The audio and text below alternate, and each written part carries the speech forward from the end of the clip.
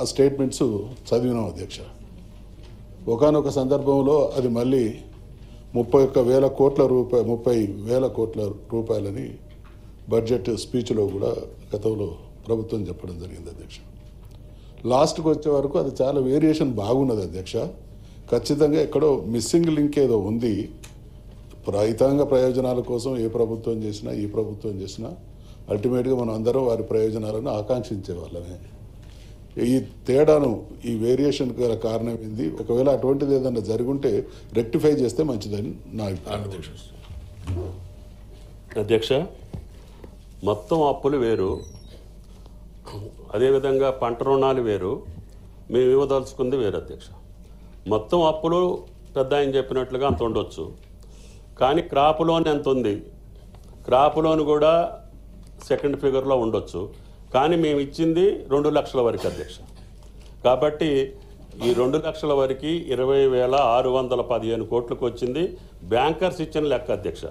మా దగ్గర 2 లక్షల వరకు ఉన్నటువంటి ఖాతాలు ఇవ్వని చెప్పారు, ఆ ఖాతాల వరకు జమ చేయడం జరిగిందని చెప్పి గౌరవ సభ్యులకి మనం చేస్తాం. క్వశ్చన్ నెంబర్ 4293 కల్వకుంట్ల కవిత గారు, ప్లీజ్. మీరే క్వశ్చన్, మీరు అట్లా ఉండదమ్మా. Note question of transfer. మీరు మాట్లాడండి, ఆయన కావాలంటే సప్లిమెంటరీ ఇస్తారు. అధ్యక్ష, ధన్యవాదాలు అధ్యక్ష.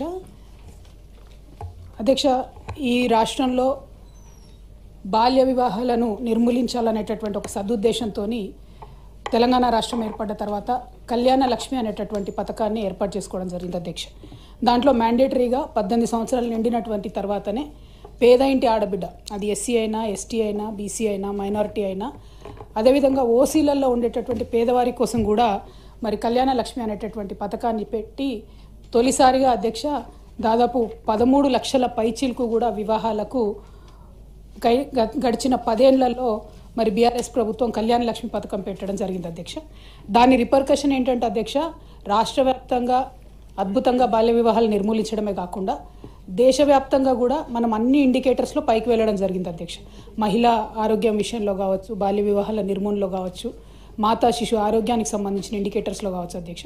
సో ఒక సోషల్ కాన్సెప్ట్తోని బాల్య వివాహాలు నిర్మూలించాలి, అమ్మాయిల ఆరోగ్యం బాగుండాలి, తద్వారా పుట్టినటువంటి బిడ్డల ఆరోగ్యం బాగుండాలి, సమాజం బాగుండాలని చెప్పి ఇది మనం తీసుకోవడం జరిగింది అధ్యక్ష.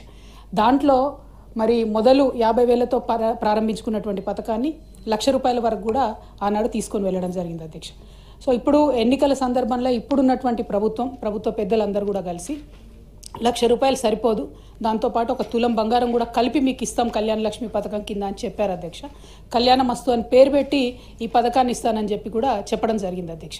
కానీ 15 నెలలు గడుస్తున్నా కూడా మరి కనీసం కళ్యాణ లక్ష్మి ఎంతమందికి ఇస్తున్నారు, పాత పద్ధతిలోనే ఇస్తున్నారా, ఇస్తుంటే క్రైటీరియా మార్చారా లేదా, ఇంకొకటి ఈ తులం బంగారం మరి 15 నెలల్లో అయినటువంటి పెళ్లిళ్లకు మీరు తర్వాతైనా రీఎంబర్స్ చేస్తారా, ఏం చేస్తారు అనేటటువంటి అంశాన్ని మేము అడగడం జరిగింది అధ్యక్ష.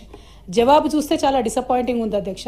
కళ్యాణ మస్తు పథకాన్ని కన్సిడర్ చేస్తున్నారా అంటే సింపుల్గా సాఫ్ సీదా కన్సిడర్ చేస్తలేము అని చెప్పి ఆన్సర్ ఇవ్వడం జరిగింది అధ్యక్ష. అంటే మీరు ఎన్నికల ముందు మహిళలకు తులం బంగారం ఇస్తామని చెప్పి మభ్యపెట్టినామని చెప్పి వాళ్ళ కౌన్సిల్లో ఇచ్చినటువంటి సమాధానం వల్ల ప్రభుత్వం మళ్ళొకసారి నిరూపించుకుందని చెప్పి మేము భావిస్తూ ఉన్నాం అధ్యక్ష. మరి ఇట్లాంటప్పుడు మీరు ఇక మిగతా హామీలను మహిళలకు ఇచ్చినటువంటివి అది 2,500 కావచ్చు, ఇంకోటి కావచ్చు, వాటి పట్ల కూడా మరి కనీసం ఏం ఫోకస్ చేస్తలేరా, ఆ విషయాన్ని కూడా ప్రభుత్వం దయచేసి చెప్పవలసిందిగా నేను డిమాండ్ చేస్తున్నా అధ్యక్ష.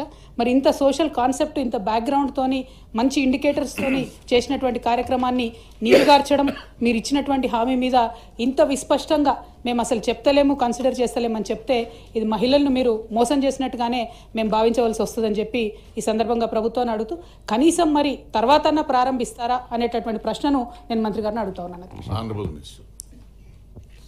గౌరవ సభ్యురాలు అడిగినటువంటి ప్రశ్నకు ఏ లేదండి, బి ఆ ప్రశ్న ఉత్పన్నం కాదు, సి ఆ ప్రశ్న ఉత్పన్నం కాదండి. అధ్యక్ష, థ్యాంక్ యూ అధ్యక్ష. పొన్నం ప్రభాకర్ అన్న చాలా నిజాయితీగా మేము మహిళలను మోసం చేసినాం ఎన్నికల ముందు, ఇప్పుడు మాత్రం ఆ పథకం ఇచ్చే ఉద్దేశమే లేదు అని చెప్పి ఖరాఖండిగా కౌన్సిల్ సాక్షిగా చెప్పినందుకు వారికి ధన్యవాదాలు తెలియజేస్తా ఉన్నాను. కానీ ఈ రాష్ట్రంలో మహిళలు దాదాపుగా 51% పైచిలుకున్నారన్న. మహిళలు మీరు చేసినటువంటి మోసాన్ని గమనిస్తున్నారు. ఖచ్చితంగా సమయం వచ్చినప్పుడు మాత్రం వారు జవాబు చెప్తారని చెప్పి చెప్పక తప్పదు అధ్యక్ష. ఎందుకంటే ఇంత మొహమాటం లేకుండా మేము ఎన్నికల వాగ్దానాన్ని చేయమని చెప్తున్నారు ప్రభుత్వానికి. కంగ్రాచులేషన్స్ కూడా ఈ సందర్భంగా తెలియజేస్తా ఉన్నాను అధ్యక్ష. ఆనరబుల్ మినిస్టర్, హలో ఒక నిమిషం. ఆనరబుల్ మినిస్టర్ గారు, అధ్యక్ష, మీ టైం అంతా అయిపోయింది. గౌరవ సభ్యురాలు గారు అడిగినటువంటి ప్రశ్నకు సంబంధించి నేను జవాబు చెప్పిన. కానీ ప్రభుత్వం మహిళలకు సంబంధించి గత 10 సంవత్సరాల కంటే అనేకమైనటువంటి మెరుగైనటువంటి పథకాలను కానీ అనేకమైనటువంటి అంశాలను తీసుకొని వస్తున్నాం అధ్యక్ష. ప్రతి అంశంలో వారు అనేక సందర్భాల్లో ప్రభుత్వాన్ని విమర్శించే సందర్భాన్ని ఈ సందర్భంగా జ్ఞాపకం చేస్తూ ఉన్నాను. మేము కళ్యాణ లక్ష్మి అనేటువంటి గత పథకాన్ని కొనసాగిస్తూ ఉన్నాం అధ్యక్ష. పేరు మార్చమని వారు ఒకవేళ తప్పకుండా కళ్యాణమస్తు అనేటువంటి ఎజెండా పెట్టుకున్నటువంటి మాట వాస్తవము. కానీ రాష్ట్ర ఆర్థిక పరిస్థితి చూసినట్టయితే వారికి ప్రత్యక్షంగా తెలుసు. మరి ఏదైనా ఆదాయ వనరులు పెంచుకోవడానికి వారు ఏదైనా మార్గము ఆలోచన చేసి ఇస్తే తప్పకుండా ఎందుకంటే శాసనమండలి సభ్యురాలు కాబట్టి అడుగుతూ ఉన్నాం. మాకు తప్పకుండా మేము అన్ని రకాల చర్యలు తీసుకుంటా ఉన్నాం. బలహీన వర్గాలకు సంబంధించి కావచ్చు, ఎస్సీలకు కావచ్చు, ఎస్టీలకు కావచ్చు, మైనార్టీలకు కావచ్చు, తప్పకుండా ఈరోజు కార్యక్రమాలన్నీ జరుగుతూ ఉన్నాయి అధ్యక్ష.